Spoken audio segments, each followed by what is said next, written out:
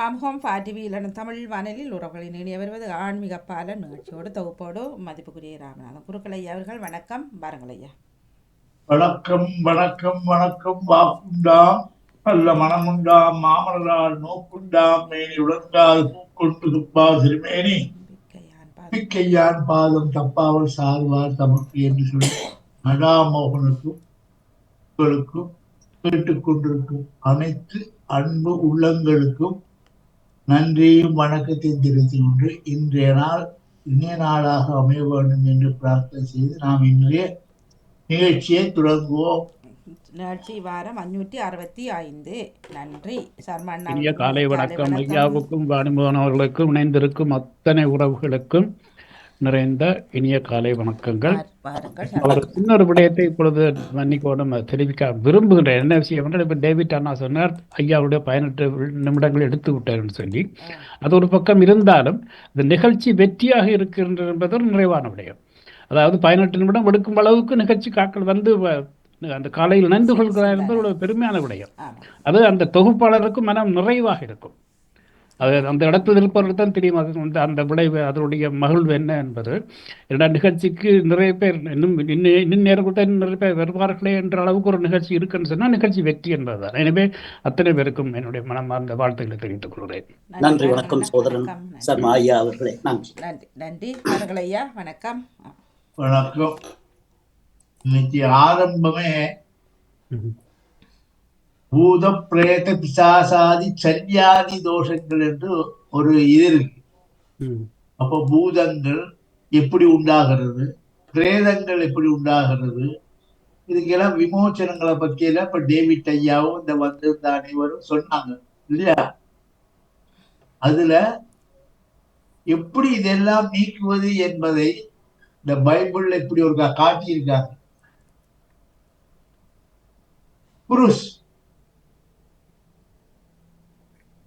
இது எங்கெல்லாம் இந்த வருகிறதோ, லண்டன் கொடிய பாத்தீங்கன்னா இப்படிதான் இருக்கும். East west and north and south அப்படி 8 கோணங்களிலே இந்திரன் அக்னி யமன் நிறுத்தி வண்ணன் வாயு குபேரன் என்று சொல்லக்கூடிய 8 திக்குகள் வாசு சாந்தி செய்யும் போது அப்படித்தான் ஆரம்பிப்பாங்க. ஈசான கோணத்திலிருந்து அக்னி கோணம், அக்னி கோணத்திலிருந்து நிறுதி கோணம், நிறுதி கோணத்திலிருந்து வாயு கோணம், வாயுலேருந்து மறுபடி சுத்தி இப்படியே வரும் 8 திக்குகள். இப்போ நிறைய விஷயங்களை காலையில் அறிஞ்சு கொண்டோம் என்பதை சந்தோஷப்பட்டு டேவிட் ஐயாவை தான் நான் ரொம்ப சந்தோஷமா சொல்ல வேண்டியிருக்கு. அதை தொடர்ந்து மற்றவர்களெல்லாம் அதே சப்ஜெக்ட பேசினாங்க. ரொம்ப நன்றி ஐயா டேவிட்டுக்கு. நன்றி. வணக்கம் உங்க ஐயா. உங்களுடைய திருமுகத்தை இந்த திங்கள் காலையிலே பார்க்கும் போதே அந்த வாரம் முழுவதும் நமக்கு மிகவும் மகிழ்ச்சியாக ஒரு தந்தைக்குரிய ஒரு ஆன்மீக பாலத்திலே நாம் இணைந்திருந்து இவற்றை கேட்கும் போது உண்மையிலேயே அது எங்களுக்கு ஒரு உள்ள மகிழ்ச்சியையும் உள்ள குளிர்ச்சியையும் தருகின்றது, எங்களுடைய ஆவியை மகிழ்விக்கின்றது. ஆகவே நீங்கள் தொடருங்கள். நன்றியோடு தொடருங்கள் ஐயா, தொடருங்கள். அர்மாயா வரவேற்று ஆரம்பிங்க ஐயா. வணக்கம் ஐயா. வணக்கம் ஐயா. ஆரம்பிங்க. இப்போ 2025 வருடம் ஆரம்பித்து விட்டது. இந்த வருடம் எந்தெந்த ராசி உள்ளவர்களுக்கு மகிழ்ச்சியான, பெருமையான, நல்ல லாபகரமான வருடமாக அமையும் ஐயா? இந்த ஆங்கில வருஷப்படி எதுவுமே பலன்கள் யாருமே எழுதுவதில்லை, சும்மா எழுதி கொண்டு போவாங்க. கோச்சாரம் என்பது ஒன்று இருக்கு, கோசாரம். இந்த கிரகங்கள் அப்ப இதை முக்கியமாக சொல்வது பஞ்சாங்கம் கணிப்பு. சித்திரை மாசம் முதலாகிய சூரிய பகவான் மேஷ ராசியிலே சஞ்சரிக்கின்ற போது நாம் என்னென்ன செய்கிறோம்? பருத்து நீர் குளிச்சு, அதுக்கு பிறகு புத்தாடை உடித்து, அதுக்கு சொல்லப்பட்ட கலர்கள் நவரத்னங்களை எல்லாம் அணிந்து பெரியோர்களை வணங்கி அந்த புத்தாண்டை ஆரம்பிக்கும் போதுதான் அந்த புத்தாண்டுக்குள்ள பலன்கள் கூறப்படுகிறது. இப்ப நடக்கிறது போன வருஷம் சொன்ன பலன்கள் தான், போன சித்திரை சொன்ன பலன்கள் தான் வார பங்குனி வரை முடிகிற வரைக்கும் இருக்கு. ஆனாலும் எண்ணும் எழுத்தும் கண்ணன தகும் என்று சொல்லபடி எண் ஜோதிடப்படி பார்க்கிற நேரம் இந்த 2025 ஒரு சிறப்பானதாக இருக்கு. காரணம், 2025 என்பது 7-2-9 அமைகிறது. இப்ப நவானாம் நவவிதானாம் 9 தான் இந்த உலகத்தை சுத்தி சுத்தி சுத்தி படைச்சு கொண்டிருக்கு. 9 நவக்கிரகங்களும் 9 நவரத்னமும் 9 சக்திகளும் அது தலகுகளா 9 போட்டு 6. அப்ப சுக்கிரனுடைய இது அப்ப சென்ற முந்தா நாள் முதலாகிய சுக்கிர பகவான் மீன ராசியிலே குருவும் சுக்கிரனும் வீடு மாறி பரிவர்த்தனை யோகம் பெறுவதனாலே இந்த 2025 ரொம்ப சிறப்பாயிருக்கு. நிறைய சுபகாரியங்கள், மங்களகாரியங்கள், நிறைய கும்பாபிஷேகங்கள், ஆலயங்கள் திருத்தி ஆலயங்கள் புதிப்பது, மதசார்பற்ற விழாக்கள் எல்லாம் நடப்பது. இப்ப கும்பமேளாவே தொடங்கி இப்போ 2 வாரமாச்சு இல்ல. அப்படியாக பக்தர்கள் வழிபாடு செய்வதையும் திருமணத்திலே கொண்டாட்டங்கள் கொண்டாடப்படுவதும் போஜனம் சயனம் சுகம். சந்தோஷம். அப்ப மீன ராசிக்காரருக்கு இந்த வருஷம் நல்லதுன்னு சொல்றீங்களா ஐயா? மீனராசி சொல்லும்போது அங்கே குரு இன்னைக்கு ரேவதி நட்சத்திரம். நான் பிறந்த நாள் ஐயா இன்றைக்கு நட்சத்திரம். நட்சத்திரம் ஜென்ம. போன வாரம் 18ஆம் தேதி பர்த்டே கொண்டாடினாலும் இன்னைக்கு என்னுடைய நட்சத்திரம் ரேவதி நட்சத்திரம் மீனராசி.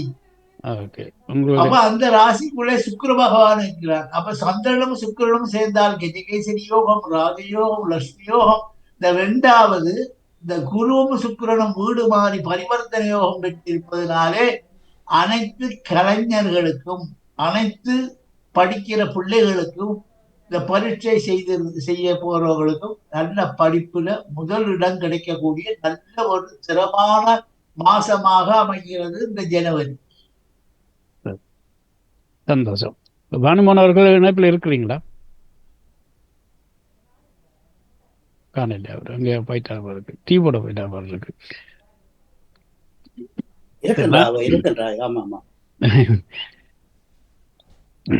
டேவிட் அண்ணாவிடம் ஒரு கேள்வி. இப்ப இயேசுநாதருடைய பிறந்த நாள் என்பது அது 25 இல்ல எந்த டிசம்பர் 25 எப்ப வருது? அதாவது ஆங்கில அந்த இதன்படி அதாவது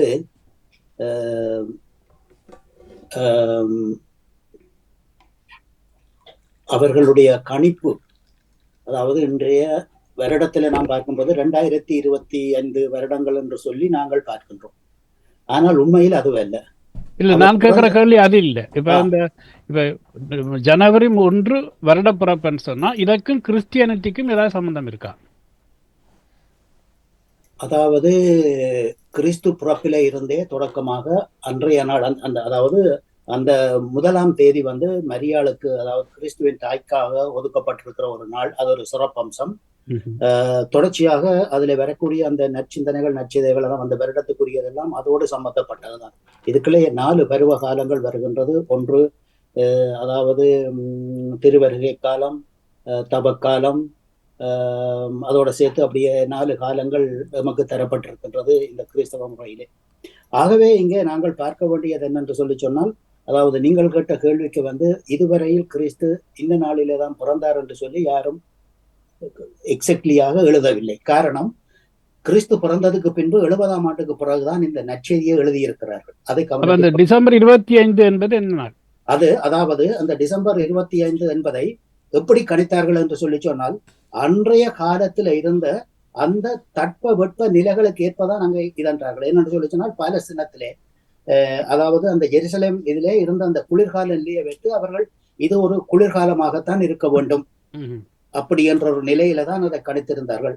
ஆனால் எக்ஸாக்ட்லியாக இயேசு கிறிஸ்து அதாவது இதுக்களே முரண்படுகிறார்கள். அதாவது இப்ப எங்களுடைய சபையை சேர்ந்தவர்கள், மற்றது எங்களுடைய இவர்கள், அதாவது ஆர்த்தடாக்ஸ் சர்ச், அதாவது கிழக்கு ஐரோப்பிய நாடுகளிலே அதாவது சோவியத் ரஷ்யா இப்படியான நாடுகளில் இருக்கக்கூடிய அந்த ஆர்த்தடாக்ஸ் சர்ச்சை பின்பற்றுபவர்கள் இதை ஏற்றுக்கொள்வதில்லை. என்னுடைய கேள்வி என்னன்னா டேவிட் அண்ணா, இப்ப இந்த டிசம்பர் 31 இரவு 12 மணிக்கு எல்லாருக்கும் புது வருடம் பிறக்கு. புது வருடம் பிறப்பதற்கும் கிறிஸ்தவ சமயத்துக்கும் ஏதாவது சம்பந்தம் இருக்குதா?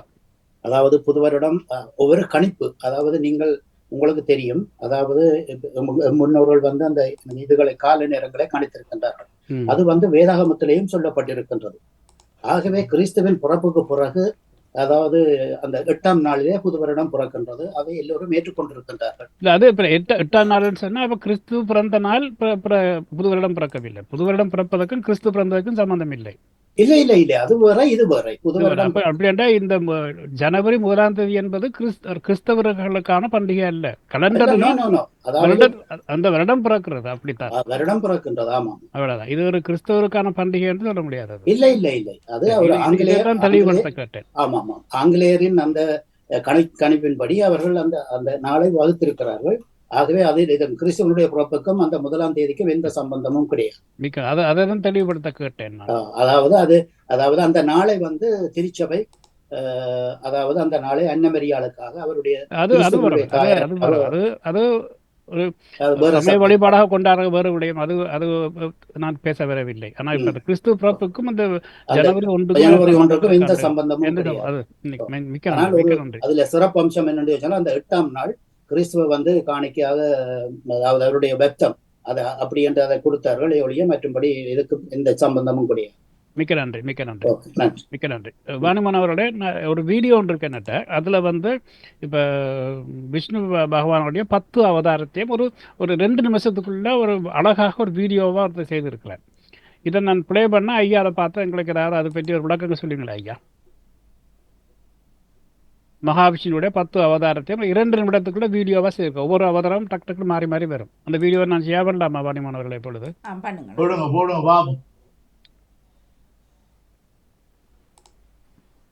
போடுங்க.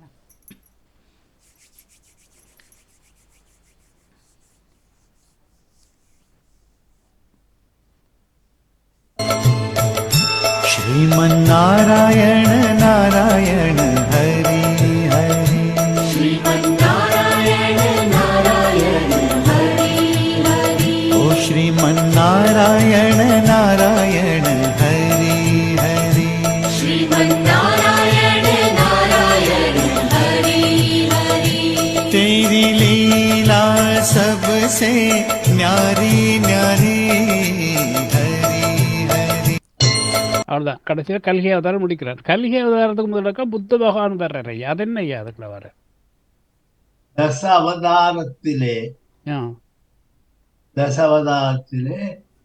பௌத்தருடைய அவதாரமும் மகாவிஷ்ணு ரூபமாகத்தான் எடுப்பதனால்தான் பௌத்த மதத்தை புத்தர்கள் சிறப்பாக வழிபாடு செய்கிறார்கள், மகாவிஷ்ணுவாக நினைக்கிறார்கள். அதிலேயும் இந்த தசாவதாரம் என்று சொல்வது ஒரு எழுத்து. தர்மம் சரணம் கச்சா. தர்மம், இந்த உலகத்திலே எல்லாமே தர்மம் சர, தர்மத்தை நாம் செய்ய வேண்டும். தர்மம் சொன்னா என்ன? அடுத்தவனை வாழ விடுவது, அடுத்தவனுக்கு உதவுவது, அடுத்தவனுக்கு இது பண்றதுக்கு எல்லாமே இந்த தர்மம். ஆகவே இந்த அவருடைய பௌத்த அவதாரத்திலே, அதாவது இப்போ ஒரு குரூப் இருந்தா தானே அதை நடைபடுத்த முடியும் இல்லையா? அப்ப புத்தம் சரணம் கச்சாமி, புத்த மதத்தை நீ நம்புகின்ற. சரி, தர்மம் சரணம் கச்சாமி. அடுத்தது சங்கம், ஒரு கூட்டு அமைப்பு வேணும். சங்கம் சரணம் கச்சாமி. சங்கமா வந்தோட உங்களுக்கு நான் சாப்பாடு போடுறதா, நீங்க எனக்கு சாப்பாடு போடுறீங்களா? யாரு வேணா அதை கொடுக்கலாம். தர்மம் என்பது பணக்காரனுக்கு கொடுத்தாலும் ஏழைக்கு கொடுத்தாலும் தர்மம் தர்மம் தர்மம் தான். ஆகவே இந்த பௌத்த மதத்தில தான் கூட அவர்கள் அதை பௌத்தரா எடுத்தாலும். அடுத்தது கல்கி அவதாரம் வரப்போகிறது. கல்கி அவதாரத்து அது பல வருஷங்கள் ஆகும். கல்கி அவதாரம் எடுத்தாலும் கிருஷ்ணாவதாரம், ராமாவதாரம், இப்படி நரசிம்ம அவதாரம், இதெல்லாம் ஒவ்வொரு புராண கதைகளோடு சேர்ந்து வந்தது. ஆகவே இந்த தசாவதாரம் என்பது வசுதேவ சுதம் தேவம் கம்சசாரூட மர்தனம் தேவகி பரமானந்தம் கிருஷ்ணம் வந்தே ஜெகத். அப்படி மனிதருக்குள்ள கடவுளாக வந்தும் கடவுள் மனிதனாகவும் உலகத்துல இப்போ உதவி செய்து கொண்டிருக்கு. அதாவது தெய்வானாம் மனுஷரும் நேரா கடவுள் வரமாட்டார். நேரா கடவுள் வந்தா எல்லா கையில கத்தி சூலமும் எடுத்துட்டு வரைய சொல்லி நினைப்பாங்க. இல்ல, மனிதனை ஒரு உதவி செய்ய அனுப்புவார்கள். அவன் உதவி செய்யும் போது எல்லா விதமான உதவியும் அவங்களுக்கு கிடைக்கும் என்பதுதான் இந்த தசவதாரத்தின் நோக்கம். நன்றி. இப்ப நான் மீண்டும் ஒருக்கா ப்ளே பண்றேன். ஏன் அந்த ஒவ்வொரு அவதாரத்திலும் பேரை சொல்லுங்க ஒருக்கா. இப்ப அதுல சொன்னாங்களே முதல் ராமா முதல் வந்து பாருங்க ஒருக்கா. அவதாரம். இல்ல முதல் வந்துட்டு ஐயா ஆ. முதல் வந்து இந்த அதுக்கு என்ன சொல்றது கேட்டா கூர்மாவதாரம். கூர்மா இப்ப இது இப்ப நிக்கிறது வந்து மகாவிஷ்ணு. மகாவிஷ்ணு. இது மகாவிஷ்ணு இல்ல அவர் அவதாரம் தான், இல்ல அவர் தான். இப்ப இது கூர்ம அவதாரம். ஓ கூர்மா டக்குல ரூப மாத்திரா பாத்தீங்களா? கூர்மா கூர்- மத்ய கூர்ம வராகம் கடைசியா தான் வந்து நிக்கிறது ராமாவதாரம். ராமாவதாரம் முடிஞ்சது. ஓகே, இது வராகி. இது வாராகி. வராகம் வராகி ரெண்டு இருக்கு. வராக வராகி. இது நரசிம்மர். இது நரசிம்ம. மகாபாரதம் படிச்சாதானே இது அவ்வளவு விளங்கும். இந்த ஒரு நிமிஷத்துல நான் சொல்லிக்க முடியாது. ஓகே, இது நரசிம்ம அவதாரம் தானே ஐயா? இது நரசிம்ம. நரசிம்ம ஸ்ரீமான் கேசவா புருஷோத்தம. ஓகே, இது இது கிருஷ்ண வாமனாவதாரம். வாமதாரம். ஓகே, இது பலராமனா? பலராமன்.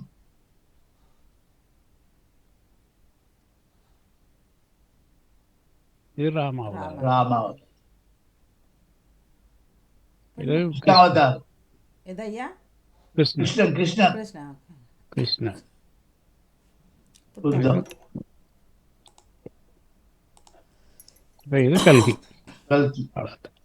சரி, மிக்க நன்றி, மிக்க நன்றி. தகவலுக்கு நன்றி ஐயா. இல்ல எப்படியான விஷயங்களை நாங்க சின்ன விஷயம். இப்ப நீங்க இந்த இயேசு கிறிஸ்து நாதரை பத்தி 25ஆம் தேதின்னு கேட்டீங்க தானே? 24ஆம் தேதி இரவு வானத்திலே ஒரு வால் நட்சத்திரம் தோன்றுகிறது. தோன்றி இப்படி ஒரு மகான் பிறக்க போகிறார் என்பதை அங்கேருந்து அந்த பைபிள்ல கூறப்பட்ட இதை தேடி போகிறார்கள். அந்த நட்சத்திரம் எங்கே காட்டுகிறது, அங்கு யாரு தோன்ற போறார் என்று.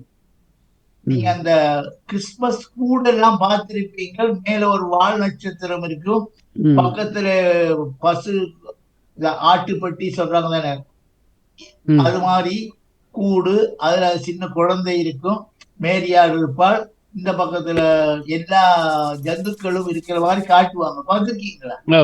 அப்ப அந்த வால் நட்சத்திரம் தான் காட்டி கொடுக்கிறது. இப்படி ஒரு தேவதூதன் பிறக்க இருக்கிறார் என்பதை காட்டும் போது அவங்க இது வாரார்கள். அந்த நாள் தான் 25ஆம் தேதி. மிக்க நன்றி. இல்ல நான் இப்ப காட்டின அந்த தசாவதாரம் சின்ன விஷயமா போகாம அது நாங்க பேசும்பொழுது நிறைய விடயங்கள் வெளில காட்டுவோம் எடுத்து வச்சுதான். தர்மத்தை உபதேசம் பண்ணுவதுதான் இந்த தசவதாரம். எல்லாம் தர்மம். அதாவது மகாவிஷ்ணு அவதாரம் எடுத்தது உலகத்தை காப்பாதற்கு, ராமாயணத்துல தர்மத்தை காப்பாதற்கு. சகோதரங்கள் அதுல பாருங்க, எத்தனையோ பெருமதியான பாதரட்சையை கடைசியாக பரதன் வச்சு பூஜிக்கிறார். என்ன அப்ப அந்த பாதுகையே துணை. அது பாதுகையாகவும் பட்டாபிஷேகம் செய்து அவர் வழிபாடு செய்கிறார். யார்? பரதன். இந்த இதை பத்தி நாம் பேசினாயா வெடிய பேசலாம், பேசலாம். ஒரு முடிவில்லாத ஒரு சப்ஜெக்ட் தான் மகாபாரதம். மிக்க நன்றி, மிக்க நன்றி. ஆனால் அந்த காலத்துல மகாபாரதம் நடந்தது, ஒவ்வொரு வீட்டுக்குள்ளேயும் மகாபாரதம் நடக்குது. மிக்க நன்றி ஐயா, மிக்க நன்றி. வானுமன் அவரிடம் ஒரு கேள்வி. இன்று எண்ணப்பறவை நிகழ்ச்சி இருக்கிறதா? அதான் நீங்கள் பதிலும் போடவில்லை. நான் அனுப்பிட்டேன் உங்களுக்கு வீடியோ அனுப்பிட்டேன் நேற்று. இல்ல வீடியோ சரி, பதிலும் இல்ல. பதில் நான் வாரேன். டைம் சொல்ல நான் வருவேன். நீங்கள் வருவீங்களா? எத்தனை மணி? எத்தனை மணிக்கு சொன்ன டைம் நான் வருவேன். ஓகே, நீங்க நேரம் சொல்லுங்க, நான் வரேன். நிகழ்ச்சி ஓகே, நான் இதை ஒரு தரம் போடுறேன். நான் கால்குலேட் பண்ணி எனக்கு டெக்ஸ்ட் பண்ணி விடுங்க வாட்ஸ்அப்ல. ஓகே, மிக்க நன்றியா, மிக்க நன்றி. வணக்கம், வணக்கம், வணக்கம். இணைந்து கொள்வோம். தொடர்ந்து பேசுவோம். நீங்கள் கேட்டுக்கொண்டிருப்பது லண்டன் தமிழ் மாநில ஆன்மீக பாலம் திங்கட்கிழமை நிகழ்ச்சி. வணக்கம் என்ன லக்ஷ்மி அம்மா, வணக்கம். ஐயா நடசலம் கேட்க போகிறீங்களா? இல்லை, லக்ஷ்மி அம்மா வாங்க. வணக்கம். வணக்கம் வணக்கம் வாணி, வணக்கம் ஐயா. வணக்கம் பாம்போ. உங்களுடைய பிறந்த தினத்துக்கு நல்வாழ்த்துக்கள் ஐயா. ஒரு நன்றிம்மா. ஒரு மாதம் நன்றி கலண்டர் பார்த்தோன்னே யோசிச்சு நான் ஐயாட நட்சத்திரம் இன்றைக்கு ரேவதி. நன்றி அம்மா. நன்றி. நீங்களும் ஞாபகப்படுத்தி விட்டீங்கள் அதை. மற்றது ஐயா, என்னிடம் ஒரு கேள்வி. இந்த கும்பாபிஷேகம் நடக்கும் பொழுது ஐயா, மகா கும்பாபிஷேகம் நடக்கும் பொழுது முதல் தரமாக அந்த ஸ்தூபி அபிஷேகம் செய்துதான் மேல கலச அபிஷேகம் நடக்கிறதா ஐயா? இந்த கும்பங்களை பூஜித்து கொண்டு வரும்போது தூபிக்கு தான் முதல் அபிஷேகம். தூபி எல்லா தூபி அது உள்பிரதட்சணம் பண்ணி கொண்டு அப்புறம் உள்பிரதட்சணம் வரும்போது பிள்ளையார் பரிவாரம் அபிஷேகம் பண்ணி சுவாமி கும்பத்தை கொண்டு சன்னிதானத்துல வச்சு மந்திர புஷ்பம் போட்டு மூலஸ்தானத்துக்கு கொண்டு போய் சுவாமிக்கு அபிஷேகம் பண்ணுவார்கள். சரி சரி. நேற்று கும்பாசி வெங்கடத்தை ஊர்ல நடந்த ஐயா, அதை பார்த்துருந்தேன். நீங்கேயும் பார்த்தேன்னா எனக்கு அந்த ஞாபகம் அது வடிவா வர இல்லை, எது முதல் நடக்கிறதுன்னு சொல்லி. அதான் நான் ஐயாவிடம் கும்பம் எல்லாத்தையும் ஒரே அடியா கொண்டு சுத்தி கொண்டு வந்து அதுல நின்று தங்கி நின்று தூபிக்கு செய்து அப்புறம் சுத்தி வந்து வெளிவீதி சுத்தி வந்துதான் மற்ற பூர்ண கும்பம் உள்ளுக்கு கொண்டு போய் அதையும் செய்தார்கள். கலச கும்பம் நான் நெச்சன் முதல் இது கலசத்துக்கு முதல் செய்துதான் திரும்ப மற்ற இதுகளுக்கு செய்கிறதாக்கும்னு சொல்லி யோசிச்சேன். நான் அதான் ஐயாவோட கேட்டிருக்கான்றதுக்காக தகவலுக்கு நன்றி. நன்றி ஐயா, நன்றி நன்றி ஐயா, கூட பதிலுக்கு நன்றி. நன்றி வாணி. நன்றி. தொடர்ந்து கொள்வோம். இன்னும் கேள்விகள் இருந்தா வருகிறேன் தோன்றினால். சரி, நன்றி நன்றி. இப்படியாக தை மாசம் ஆரம்பிச்சு தை 21 ஆகிவிட்டது. இனி அடுத்த தைப்பூசம் வரப்போகிறது. இது சிவராத்திரி எப்பொழுது ஐயா? இந்த மாதிரி தானே? என்னம்மா சிவராத்திரி? சிவராத்திரி மாசி மாசம் வரும். அது பின்னுக்கு போகுது. இந்த பின்னால போச்சு. மாசி மாசம் இப்ப மாசி மகம் பருவத்துல வரும். அப்புறம் சதுர்தசி திதி மாசி மாசம், அப்புறம் வச்ச சதுர்தசி சிவராத்திரி.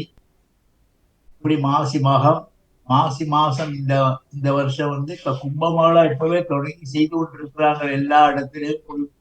அதாவது இந்த மாசி மகத்திலே எல்லா கங்கையும் குளிப்பதனாலே அதிக சுப பலன்களை கொடுக்கும். கோடிக்கணக்கான சனங்கள் இப்போ ஹைதராபாத் என்ன, பூனா என்ன, காவேரி என்ன, எல்லா இடத்திலேயும் இப்ப கும்பமேளா நடைபெற்று கொண்டிருப்பது என்று சந்தோஷம். அதுலயே கணவர் இறந்ததாக சொல்லுறார்கள். அது என்ன மாதிரி ஐயா அப்படி நடக்கிறது? அதெல்லாம் நாங்கள் மூலம் ஆராய்ச்சி பண்ண தேவையில்லை. கேட்டாக்கா கூட்டங்கள் கூடும் போது கிரிக்கெட் மேட்ச் போனாலும் அங்கேயும் ஒன்று நடக்கத்தான் செய்யுது. அதான் ஐயா, கூட்டத்துக்குள்ள நாங்கள் இதெல்லாம் விசாரித்து பார்க்க தேவையில்லை. நாம் எதுக்காக செல்கிறோமோ அந்த ஒரு காரியத்தை மட்டும் சிந்திப்போம். இல்ல, அது கேள்விப்பட்டேன் ஐயா, நியூஸ்ல சொல்லி நடக்கும் தானம்மா. கூட்டங்கள் கூடும் போது அதெல்லாம் உள்ளது. அதெல்லாம் பகவான் பார்த்துக் கொள்வார். நாம் நல்லதையே சொல்லுவோம், நல்லதையே பேசுவோம். தைப்பூசம் இந்த முறை லேட்டா வருது என்ன ஐயா? அதாவது இந்த திருவாதிரையும் கார்த்திகையும் மாச பொறுப்புலே தொடங்குனதுனாலே உங்களுக்கு இது பின்னுக்கு போகுது. தைப்பூசம் முந்தி ஏழியா வர்றது, தை பிறந்த உடனே 10-12 வர்றது. இந்த முறை பின்னடிக்கு போகுது. பிப்ரவரி மாசம் கடைசிக்குள்ளதான் வருது. பார்த்தேன். இன்னொரு 7-8 நாளைக்குள்ள வந்துடும். ஏன்னா இன்னைக்கு ரேவதி தானே. பரணி கார்த்திகை ரோனி திருவாதிரை புனர்பூசி ஒரு 7 நாளைக்குள்ள வரும் அம்மா. சரி சரி. வார திங்கள் செவ்வாய் திங்களுக்குள்ள வரும் என்ன ஐயா? நன்றி நன்றி நன்றி ஐயா. நன்றி நன்றி நன்றி நன்றி.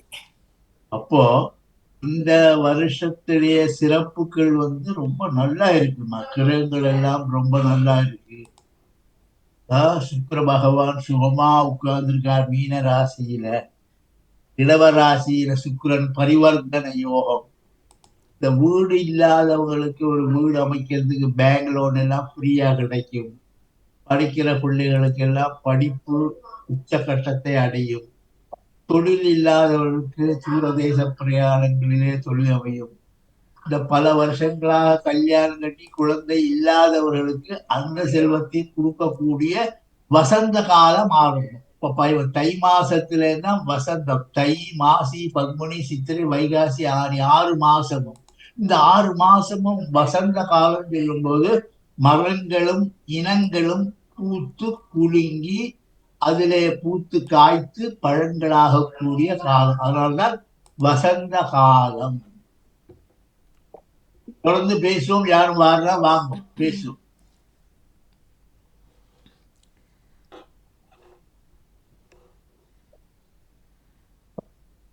யாரும் வராங்களான்னு பார்ப்போமா? நான் தொடர்ந்து பேசுவோம். இதனிடம் ஜெயந்தி பாலா அவர்கள் ஐயா,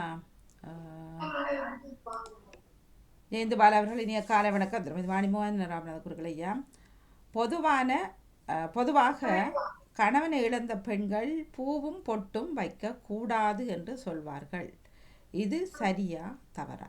அடுத்து, ஆலயங்களில் பிரசாதமாக தரும் பூவையும் பொட்டையும் வைக்கலாமா? இவற்றுக்கு தயவு செய்து விளக்கமான பதில் தரவும் என்று கேட்டுக்கிறேன். அதாவதம்மா, பங்களி, பகரி, சுவாசினி என்று சொல்லக்கூடிய இந்த கன்னி பெண்கள் பெரிய மனுஷியாகி குறிப்பிட்ட காலத்திலே திருமணம் நடந்து வாழ்ந்து முடியும் போது சில நேரம் காலத்தின் கட்டாயம் கணவனை இழக்க நேரிடுது.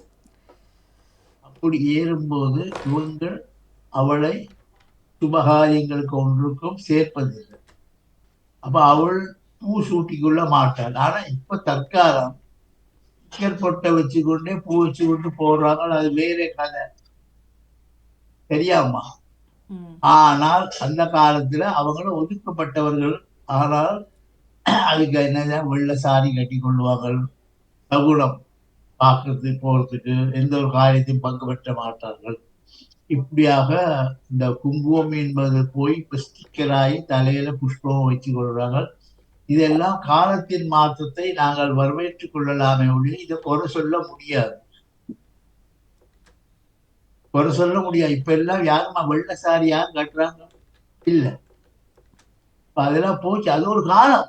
அது இப்ப இல்ல. இப்ப எல்லாரும் எல்லா இடத்திலேயும் சதசில நின்று எல்லா நிகழ்ச்சியும் நடத்தி கொண்டிருக்கிறார்கள். இது காலத்தின் இது. நாங்கள் ஒன்றும் பேச முடியாது. இது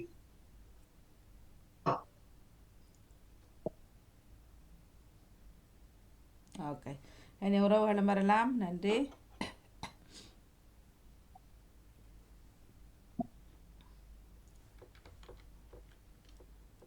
யாரும் வராங்களும் தொடர்ந்து பேசுவோம். நேரம் 9:16 ஆகும். இப்ப சீதோஷ நிலை கூட மாறிக்கொண்டு போகுது. ஆனா குளிர் இன்னும் மாறுது. மாறையில கூடுது.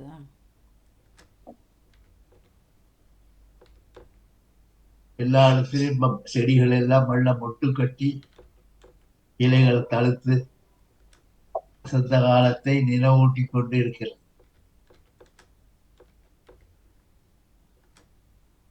இனியது கேட்கின் வடிது வேலோ இனிது இனிது ஏகாந்தம். இனிது. அந்த தசாவதார படங்களை எல்லாம் காட்டினா ரொம்ப நல்லா இருந்தது. வாசுதேவாய தேவகி நந்தராய நந்தகோப குமாராய கோவிந்தாய நமோ நம. இந்த 10 அவதாரங்களையும் பற்றி விஸ்தரிக்கிறதாக சொல்லப்படுகிறது விஷ்ணு சகஸ்ரநாமம். எஸ்ய திவித பக்தாராத்யா மானுஷாத்யா மனம் சதம் நிக்டம் நிக்டந்து விஸ்வசேனம் தவாசரே. மகாவிஷ்ணுடைய அவதாரங்கள். அதுலேயும் இப்ப எல்லாம் தனியா சில இடங்கள்ல வாராகி அம்பாளை வழிபாடு செய்கிறார்கள். வாராகி. அதே மாதிரிதான் இந்த வாராகி என்று சொல்ல வராக அவதாரம். இந்த வராக அவதாரத்தை தசாவதார படங்களா வச்சு கும்பிடுறார்கள். ஒவ்வொரு நாளைக்கு ஒவ்வொரு தெய்வங்களா கும்பிடுறாங்க. எல்லாம் விஷ்ணுடைய மாயை. விஷ்ணு மாயா. அப்போ யாரும் வராங்களாமா? தொடர்ந்து நாங்கள் பேசுவோம்.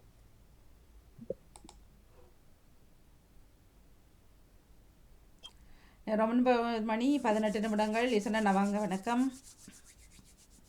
எல்லோருக்கும் அன்பு வணக்கம்.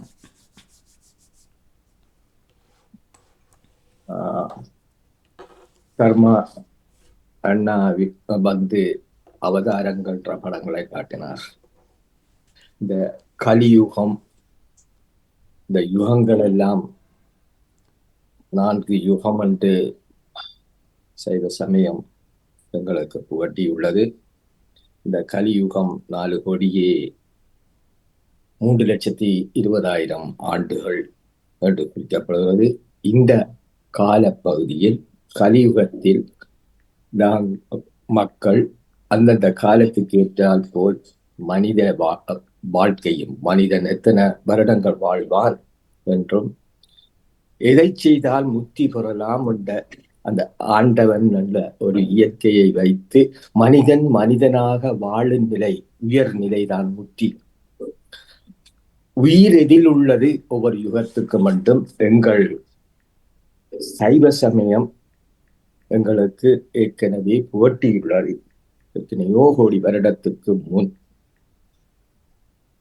அப்படி இருக்க கலியுக எதில் உயிர் உள்ளது என்பதையும் ஒவ்வொரு யுகத்துக்கும் கூறியுள்ளது. உயிர் நாங்கள் இப்பொழுது வாழும் இந்த யுகத்தில் மூச்சு காற்றில் உயிர் உண்டு என்றும், மனித காலம் 100 வருடங்கள் முதிர்ந்த வயது என்றும், பக்தியால் முக்தி பெறலாம் என்றும். முக்தி என்பது மனிதன் மனிதனாக முற்று பெற்ற ஒரு மனிதனாக வாழ்வதுதான் அந்த முக்தி நிலை, முனி நிலை. எனவே ஆண்டவனை கண்டதும் அல்ல, ஆண்டவன் அடியை கண்டதும் இல்லை, அடி சேர்ந்தது அல்ல. ஆண்டவன் என்பது இயற்கை. அந்த இயற்கையில் மனிதன் மனிதனாக வாழ்ந்தால் அதுதான் உச்ச நிலையும், அதுதான் முக்தி நிலையும் என்பதுதான் இந்த ஆன்மா சைவம் கூறுவதாக படித்தோர், அறிந்தோர், பண்டிதர் கூறியது. எனவே இந்த அவதாரம் இந்த தமிழில் இருந்துதான் ஆதி மொழி தமிழ். எல்லா மொழிக்கும் என்றது மொழி ஆய்வாளர்கள் கூறும்.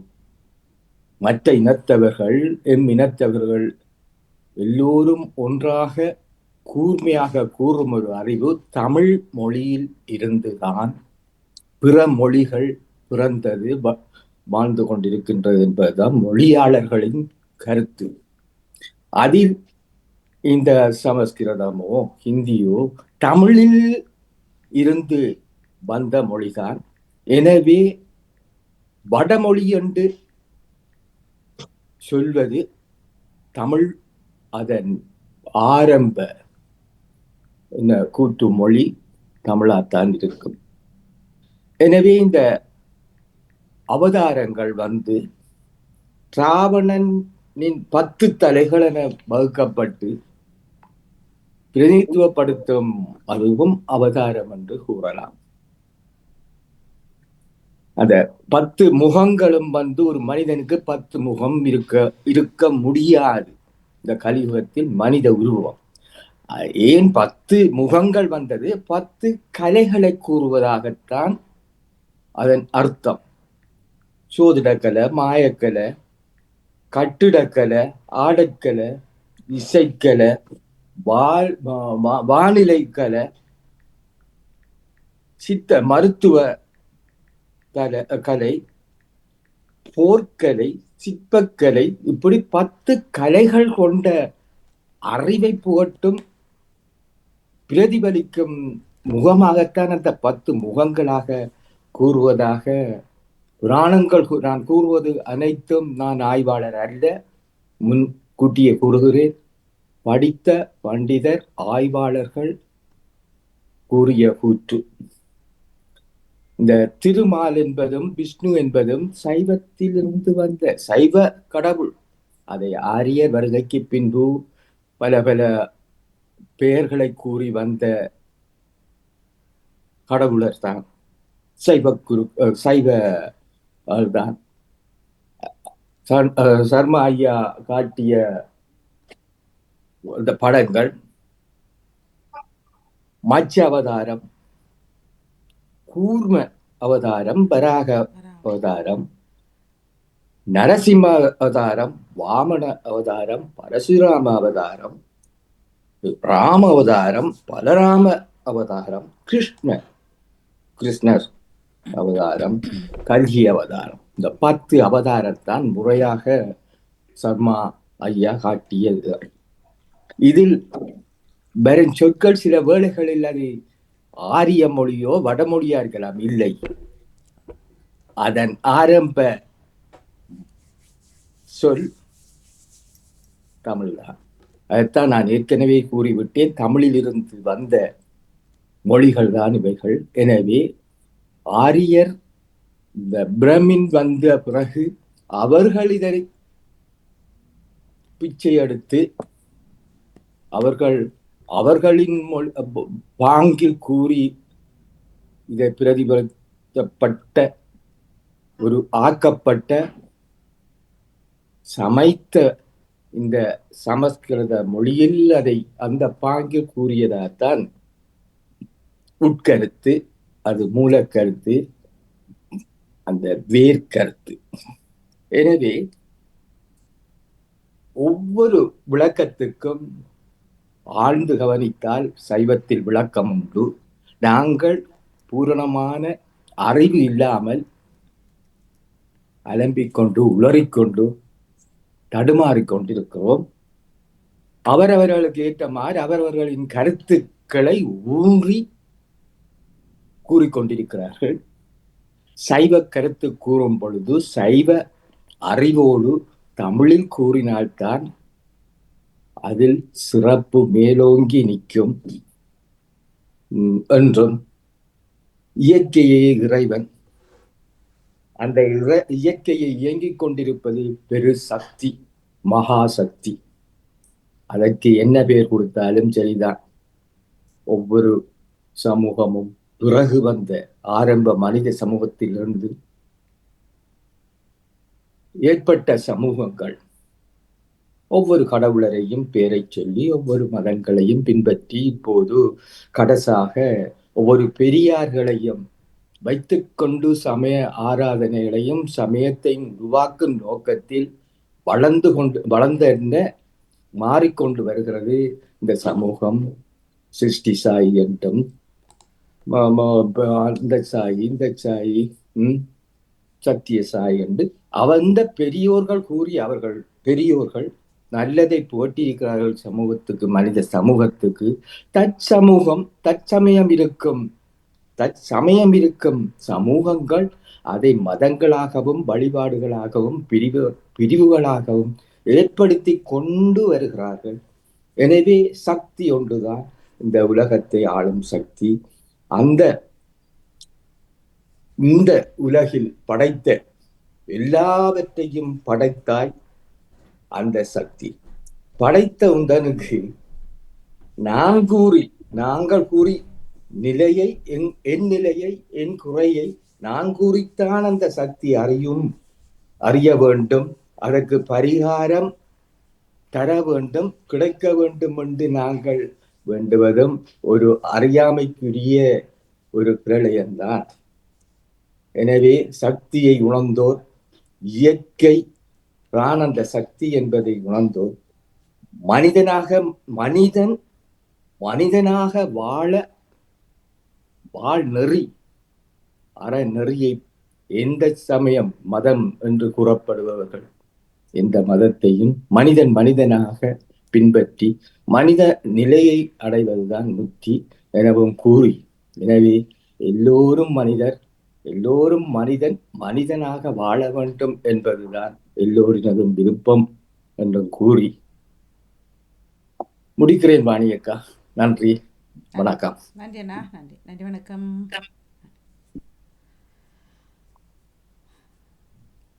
என்ன நிறைவு செய்வோமா? நாங்கள் கொண்டிருப்பவர் யாராவது உங்கள் பக்கம் கேள்வியில் வராங்களான்னு பார்ப்போம்.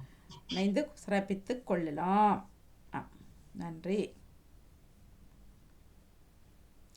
ஐயா. இந்த நாவூருக்காகவோ ஏதோ வீட்டு இதுக்காக ஒரு தேசிக்காய் அப்படி வைக்கிறது தானே ஐயா, அதை வைத்து விட்டு எத்தனை நாளுக்கு பிறகு எடுத்துட்டு அப்புறம் அதை என்ன செய்ய வேண்டும்? இந்த வெள்ளிக்கிழமை வச்சா அடுத்த வெள்ளிக்கிழமை எடுத்து போட்டு வெட்டி வாசல்ல குங்குமம் தடவி வச்சு விடலாம்.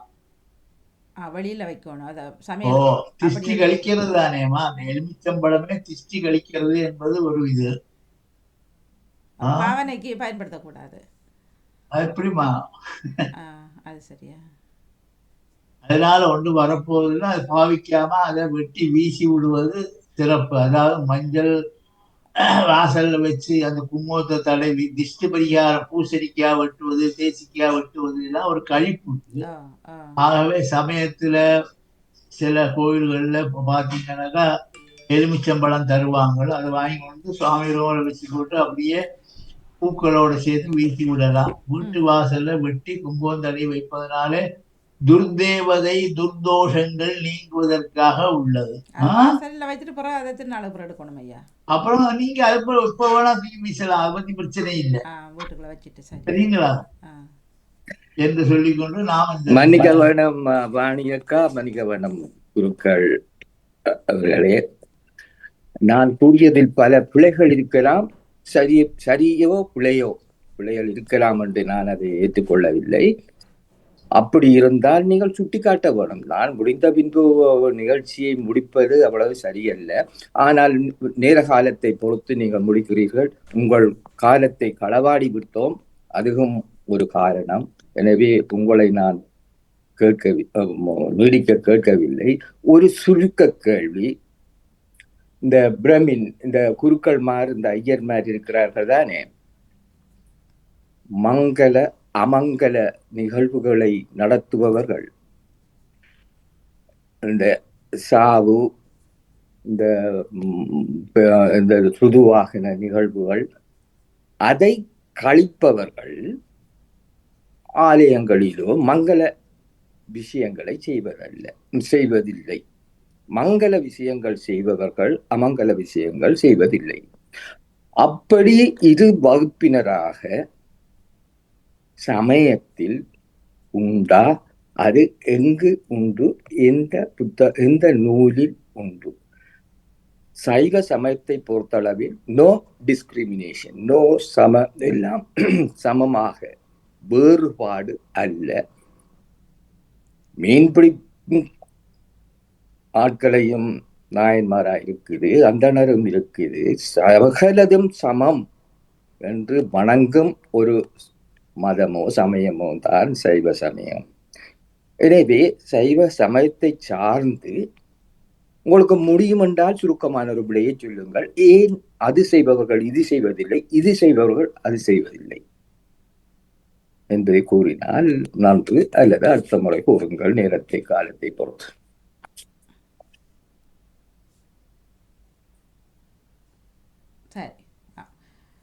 சரி ஐயா, அடுத்த கிழமை வந்து சொல்லிக் கொள்ளுங்கள்.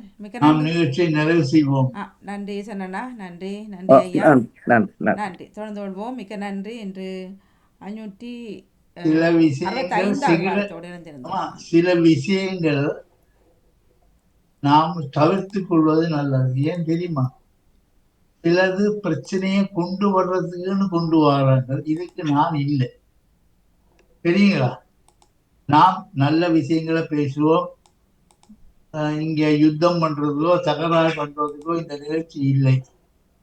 அவர் நம்மளோட சர்மாயா குழந்தை பத்தி நாம் பேசுறோமே ஒழிய அதை பத்தி இதை பத்தி பிரச்சனை பற்றி இதுக்குள்ள கெட்ட பேரை வாங்கி கொள்றதுக்குரிய இதில் சாந்தியா இருப்போம், மனிதனாக இருப்போம் என்று சொல்லிக்கொண்டு 6 தளந்தோள் வாழ்க, 6 முகம் வாழ்க, வெப்பை கூர்சை தனியேல் வாழ்க, குக்குளம் வாழ்க, செவ்வேடு ஏறிய மஞ்சை வாழ்க, ஆனிதன் நடங்கும் வாழ்க, மாறிலா வண்டி வாழ்க, வாழ்க சீரடியார் எல்லாம் என்று சொல்லி நடாமோனுக்கு உங்களுக்கும் நன்றி. வணக்கம் வணக்கம் வணக்கம். மிக்க மிக்க நன்றி ஐயா. தொடர்ந்து கொள்வோம். மிக சிறப்போ. மிக்க நன்றி. வணக்கம். நன்றி. நிறைவுக்கு வருகின்றது ஆன்மீக பாலம் தொகுப்போடு மதிப்புக்குரிய ராமநாதன் குருக்கள் ஐயா அவர்கள் இணைந்திருந்தார்கள். இன்று 565வது வாரத்துடன் இணைந்திருந்தோம். இணைந்து எல்லோருக்குமே மிக்க நன்றி. வணக்கம். நன்றி. வெறும் மன்னி